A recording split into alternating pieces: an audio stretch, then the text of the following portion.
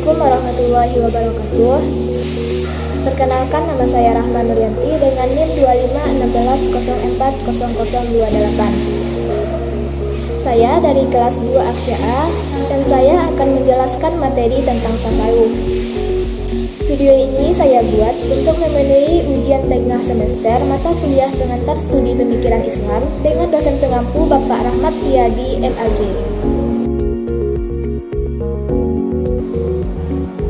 Nah, langsung saja kita masuk kepada pembahasan pertama, yaitu pengertian tasawuf. Secara etimologi, tasawuf berasal dari bahasa Arab, yaitu tasawafa, yatasawwafu, tasawafan, yang berarti sekelompok orang di masa Rasulullah yang banyak berdiam di serambi-serambi masjid. Mereka mengabadikan hidupnya untuk beribadah kepada Allah Subhanahu wa Ta'ala. Tasawuf atau sufisme berasal dari bahasa Arab tasawufi, yaitu yang memiliki banyak pengertian sesuai dengan asal-usul kata tersebut, antara lain safa atau suci. Disebut safa atau suci karena kesucian batin sufi dan kebersihan tindakannya. Kedua, saf atau barisan, karena para sufi memiliki iman yang kuat, jiwa yang bersih dan senantiasa memilih barisan terdepan dalam saf salat berjamaah. Yang ketiga, saufana, yang berarti sejenis buah-buahan kecil berbulu yang banyak tumbuh di padang pasir Jazirah Arabia.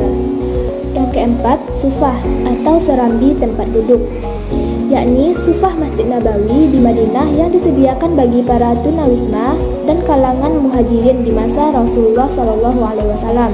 Kelima, sawah, yang berarti yang terpilih atau terbaik.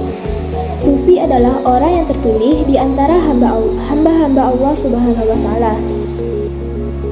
Dan yang keenam, yaitu suf atau bulu domba, karena para sufi memakai pakaian dari bulu domba yang kasar sebagai lambang kerendahan hati dan untuk menghindari sikap sombong, di samping untuk menerangkan jiwa serta meninggalkan usaha-usaha yang bersifat duniawi. Dari berbagai pengertian tersebut, dapat diambil kesimpulan bahwa tasawuf adalah ilmu yang mempelajari usaha membersihkan diri, berjuang memerangi hawa nafsu, mencari jalan kesucian dengan makrifat menuju keabadian, saling mengingatkan antara manusia, serta berpegang teguh pada janji Allah Subhanahu wa Ta'ala, dan mengikuti syariat Rasulullah SAW dalam mendekatkan diri dan mencapai keridaannya. Nah, selanjutnya kita akan masuk kepada pembahasan yang kedua, yaitu ciri-ciri tasawuf. Menurut Abu Al-Wafa Al-Ghanimi At-Tafni, secara umum tasawuf memiliki 5 ciri, yaitu yang pertama, memiliki moral. Kedua, pemenuhan fana atau sirna dalam realitas mutlak. Ketiga, pengetahuan intuitif langsung. Yang keempat, timbulnya rasa kebahagiaan sebagai karunia Allah Subhanahu wa Ta'ala dalam diri seorang sufi karena tercapainya muqamat atau makam-makam atau beberapa tindakan. Dan yang kelima, yaitu penggunaan simbol-simbol sebagai pengungkapan yang biasanya mengandung pengertian harfiah dan tersirat. Nah, hakikat tasawuf adalah berpindah sikap mental, keadaan jiwa dari suatu keadaan pada keadaan lain yang lebih baik, lebih tinggi dan lebih sempurna, suatu perpindahan dari alam kebendaan ke alam rohani. Dalam rangka menyucikan jiwa demi tercapainya kesempurnaan dan kebahagiaan hidup tersebut, diperlukan suatu riyadah atau latihan dari satu tahap ke tahap lain yang lebih tinggi. Jadi, kesempurnaan rohani tidaklah dapat dicapai secara spontan dan sekaligus. Semua sufi sependapat bahwa mencapai tujuan dekat atau berada pada kehadiran Allah Subhanahu wa Ta'ala, satu-satunya jalan hanyalah dengan kesucian jiwa. Untuk mencapai tingkat kesempurnaan dan kesucian jiwa, diperlukan pendidikan dan latihan mental yang panjang dan bertingkat. Selanjutnya, pembahasan tentang sumber ajaran tasawuf. Yang pertama, yaitu Al-Quran. Al-Quran merupakan kitab Allah yang di dalamnya terkandung ajaran Islam, meliputi akidah, syariat, muamalah. Ajaran-ajaran tersebut tercermin dalam ayat-ayat Al-Quran yang dapat dipahami secara tekstual atau lahiriah, juga perlu dipahami secara kontekstual atau rohaniah. Sebab, jika dipahami hanya secara lahiriah, ayat-ayat Al-Quran akan terasa kaku, kurang dinamis, dan tidak mustahil akan ditemukan persoalan yang tidak dapat diterima secara psikis.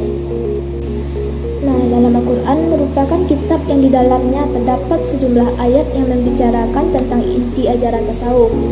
Ajaran-ajaran tasawuf yang terkandung di dalam Al-Quran seperti tentang khauf, raja-raja, taubat, zuhud, tawakal, syukur, sabar, serta ridha. Dan banyak lagi yang membahas tentang tasawuf. Nah, pada Al-Quran antara lain berbicara tentang kemungkinan manusia yang dapat saling mencintai atau muhabbah dengan Tuhan. Sebagaimana terdapat dalam Al-Quran surah Al-Baqarah ayat 115, di mana ayat ini bagi kaum sufi mengandung arti di mana saja Tuhan ada, di sana pula Tuhan dapat dijumpai. Sedangkan Al-Hadis banyak membicarakan tentang kehidupan rohaniah, sebagaimana yang ditekuni oleh kaum sufi setelah Rasulullah. Dalam hadis Rasulullah banyak dijumpai mengenai hal-hal yang membicarakan tentang kehidupan rohaniah, sebagaimana yang ditekuni oleh kaum sufi setelah Rasulullah. Dua hadis yang diriwayatkan oleh Al-Bukhari dan Muslim. Sembahlah Allah seolah-olah engkau melihatnya, maka apabila engkau tidak melihatnya, maka ia pasti melihatmu.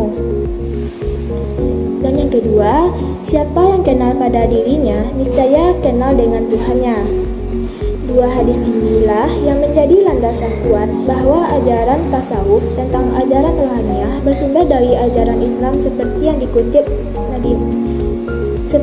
dikutip Muhammad Harfium, teori asal usul tasawuf. Selanjutnya kita akan membahas tentang sejarah munculnya tasawuf, pertama pada masa Nabi Muhammad SAW. Kehidupan Rasulullah sebagai sumber kedua tasawuf. Kehidupan sufi sudah terdapat pada diri Nabi Muhammad, di mana di dalam sebuah kehidupan beliau sehari-hari terkesan amat sederhana.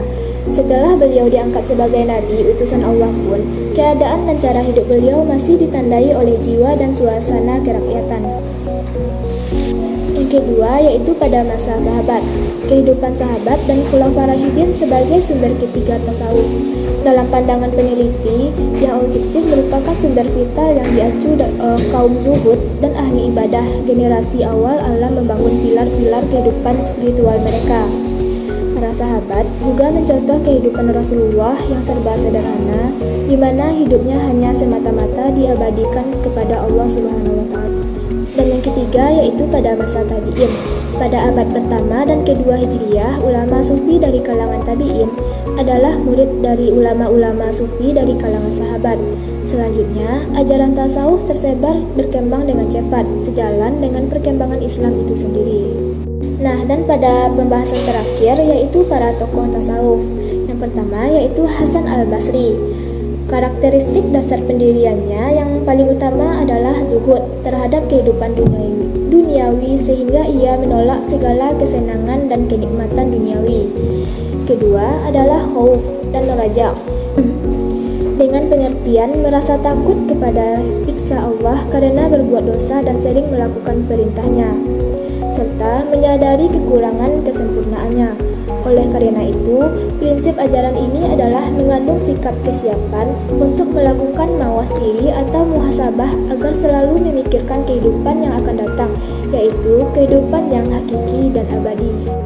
Dan tokoh kedua yaitu Rabi'ah al-Adawiyah. Karakteristik ajarannya adalah ia merupakan orang pertama yang mengajarkan al-hub dengan isi dan pengertian yang khas tasawuf.